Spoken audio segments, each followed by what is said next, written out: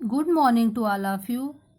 आज हम लोग पढ़ेंगे फोर्थ चैप्टर का जो नेक्स्ट टॉपिक है आपका क्या है, इनर्शिया। इनर्शिया यानी जड़त्व। अब आपको जानना है कि आपका इनर्शिया होता क्या है। तो आपने ऑब्जर्व किया होगा, अगर कोई वस्तु है, ठीक है, वो वस्तु आपका विराम अवस्था में है और हम चाहते हैं कि ये वस्तु को गतिशील बनाया जाए, तो गतिशील बनाने के लिए इस पे हमको एक बल लगाना पड़ता है। लेकिन क्या करता है, ये वस्तु जो है वो विरामावस्था में ही रहना चाहती है, मतलब उस बल का विरोध करती है। तो वस्तुओं का ये गुण जो होता है क्या कहलाता है, जड़त्व। तो इसका डिफिनेशन आपका हो जाएगा, वस्तुओं में स्वयं अपनी विराम अथवा एक समान गति की अवस्था को उसी प्रकार बनाए रखने की प्रवृत्ति को जड़त्व कहते हैं। अगर वो विराम में है तो विराम में ही रहना चाहेगी, अगर गति की अवस्था में है तो वो गतिशील ही रहना चाहेगी, रुकना नहीं चाहेगी। तो वस्तुओं का यही गुण आपका जड़त्व कहलाता है। अब यहाँ पे देखिए लिखा है, किसी वस्तु के जड़त्व की माप वस्तु के द्रव्यमान अर्थात वस्तु में उपस्थित द्रव्य की मात्रा से की जाती है। इसका मतलब ये हुआ कि जो वस्तु का जड़त्व होता है वो उस वस्तु के द्रव्यमान पर डिपेंड करता है। मीन्स किसी भी वस्तु का द्रव्यमान जितना अधिक होगा उस वस्तु का जड़त्व आपका उतना ही अधिक होगा। अब इससे आपका क्वेश्चन पूछता है, जैसे आपसे क्वेश्चन पूछ ले कि आपका दो वस्तु दे दिया, एक रबर की बॉल दे दिया, एक पत्थर का टुकड़ा दे दिया, फिर पूछे कि दोनों में से किसका जड़त्व अधिक होगा।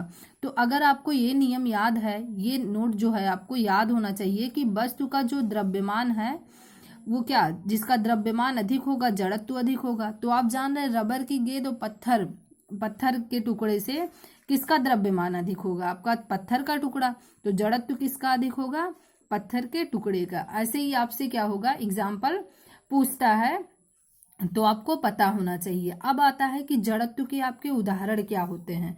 कुछ नियम होते हैं जड़त्व के जो आप क्या जानते हैं, अपने डेली के लाइफ में उसको देखते हैं। इसमें से पहला एग्जाम्पल आपका हो जाएगा, कार या गाड़ी में असावधानी से बैठे यात्री कार या गाड़ी के एकाएक तीव्र गति से गतिमान हो जाने के कारण पीछे की ओर गिर जाते हैं। अब ये नियम तो आपने देखा ही होगा अपने लाइफ में। तो इसका रीजन ये होता है कि जो यात्री अगर कार में बैठे हैं, ठीक है, तो इसका जो निचला हिस्सा होता है, मतलब व्यक्ति का निचला भाग रेलगाड़ी के साथ चलने लगता है, उसके साथ क्या होगा, गतिशील हो जाता है।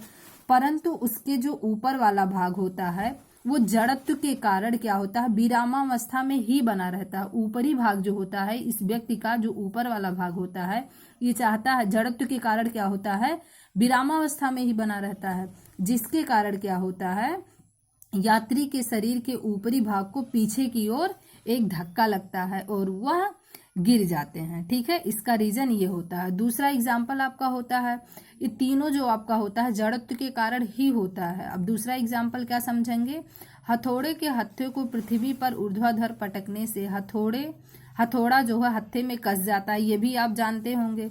इसका एग्जाम्पल तो ये भी किस कारण होता है, आपका जड़त्व के कारण ही होता है। इसमें क्या होता है कि जब आप क्या करते हैं, हथौड़े को ऊपर की ओर उठाकर पृथ्वी पर पटकते हैं तो हथौड़ा और हत्था, मतलब उस हथौड़ा जो है और उसका हत्था दोनों क्या होता है, गति की अवस्था में तो आ जाते हैं। लेकिन जो हत्था होता है वो पृथ्वी के संपर्क में आते ही आपका क्या होता है, हथौड़ा, मतलब उसका हत्था जो होता है वो पृथ्वी के संपर्क में जैसे आता है वो विरामावस्था में आ जाता है। परंतु हथौड़ा जो होता है वो जड़त्व के कारण गतिशील ही बना रहता है, जिसके कारण वो क्या होता है, उसमें कस जाता है।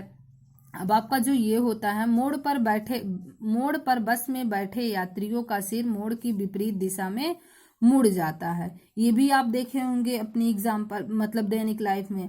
तो ये क्या होता है, इसका रीजन ये होता है कि जो यात्री होता है वो गति की, मतलब यात्री जो होता है वो अपनी चाल को ही नहीं बल्कि वो अपनी दिशा को भी जैसे है वो उसी प्रकार बनाए रखता है, जिसके कारण वो चाहता नहीं है कि वो मुड़े, जैसे है वैसे रहना चाहता है, जिसके कारण वो विपरीत दिशा में मुड़ जाता है। अब आपने क्या ध्यान है कि ये जड़त्व के आपके उदाहरण हो गए। न्यूटन जो है इन्होंने गति के 3 आपके समीकरण दिए थे, इसके साथ साथ गति के 3 नियम भी दिए हैं, जिसमें से आपका पहला नियम जो है, जिसे आप जड़त्व के नाम से या फिर न्यूटन गति विषयक प्रथम नियम के नाम से जानते हैं। आपका प्रथम नियम जो है वो ये कहता है कि अगर कोई वस्तु है, चाहे वो विरामावस्था में है, देखिए अगर कोई वस्तु यहाँ पे है, ये विराम अवस्था में है, हम चाहते हैं कि ये वस्तु आपका क्या हो, गतिशील आए, मतलब गति की अवस्था में आए, तो हमको इस पे एक फोर्स लगाना पड़ेगा ना। तो जब फोर्स लगाएंगे तो ये वस्तु क्या होगी, गति की अवस्था में आएगी। और ऐसे ही अगर कोई वस्तु गति की अवस्था में, उसे रोकना है तो उस पर भी एक बल लगा के हम रोकेंगे ना। तो जो ये बाह्य बल होता है, ये आपका देखिए कि क्या होता है। तो इसका डिफिनेशन जो हो जाएगा वो नियम, मतलब इसका नियम यही होता है कि यदि कोई वस्तु विराम अवस्था में है या फिर गति की अवस्था में है, तो उसकी अवस्था में तब तक कोई परिवर्तन नहीं होगा जब तक कि हम उस पर कोई बाह्य बल ना लगाएं। मतलब उसे अगर गतिशील बनाना है, रोकना है, तो हमें उस पे क्या करना पड़ता है, कोई ना कोई बाह्य बल जरूर लगाना पड़ता है। बिना बाह्य बल के वो गतिशील या विरामावस्था में नहीं होगी। तो ये आपका न्यूटन का प्रथम नियम है, जिसे जड़त्व का नियम भी कहा जाता है। अगर आपके एग्जाम्पल की बात करें तो आप ये सारे एग्जाम्पल इसमें बता सकते हैं।